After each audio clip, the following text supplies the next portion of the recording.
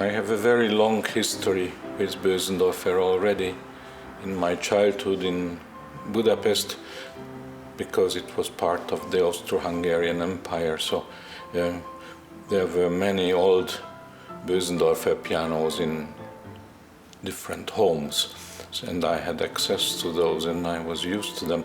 And later I lived long in Austria, in Salzburg, so I got to know the instruments very well, and I do own a couple of Bösendorfer Imperials. To me, Bösendorfer represents at its best the Central European musical tradition. And I'm from Central Europe, I'm from Budapest, Hungary. Bösendorfer is from Vienna, and it's one of the oldest piano manufacturers. So this firm goes back to the early or the middle of the 19th century, when many of these composers were still alive and in the city of Vienna. So Vienna is very, very central. I mean, we musicians, we cannot imagine our lives without Vienna. So it represents to me history and tradition and a bridge to the past.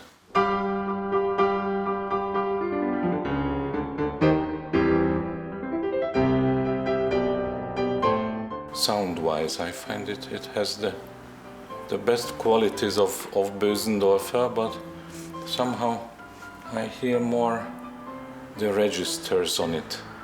It's very important that, I mean, for the music that I like to play, for example, the Viennese classics, Haydn, Mozart, Beethoven and Schubert, that you have distinct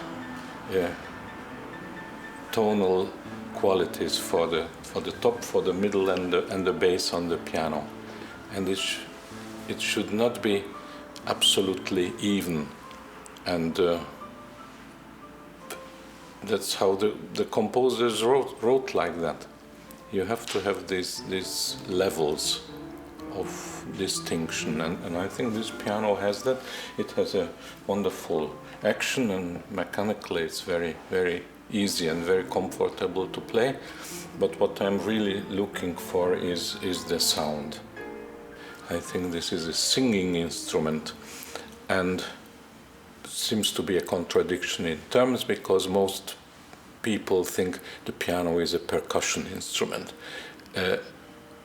I beg to differ.